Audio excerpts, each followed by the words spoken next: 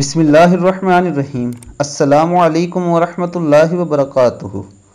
حضرت ابو بکر صدیق رضی اللہ تعالی عنہ کا عقیدہ تھا کہ نبی پاک صلی اللہ علیہ وآلہ وسلم روزہ اطہر میں زندہ ہیں، اس لیے انہوں نے اپنے وصال سے قبل یہ وصیت فرمائی کہ میرا جنازہ حضور صلی اللہ علیہ وآلہ وسلم کے حجرہ مبارک کے سامنے رکھ دینا اور اجازت طلب کرنا، اگر دروازہ کھل جائے اور اجازت مل جائے تو مجھے حجرہ مبارک کے اندر دفن کر دینا، ورنہ عام قبرستان میں۔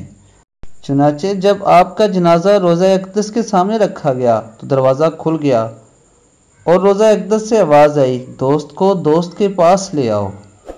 سبحان اللہ۔ دوستو، ہمیں اس حدیث سے سیدنا صدیق اکبر رضی اللہ تعالی عنہ کی شان اور مرتبے کا پتہ چلتا ہے، جن کے لیے اللہ کے نبی یہ فرمائیں کہ وہ میرے دوست ہیں، انہیں میرے پاس لے آؤ، تو ان کی عظمت اور مرتبے کا اندازہ لگانا عام انسان کے بس میں نہیں ہے۔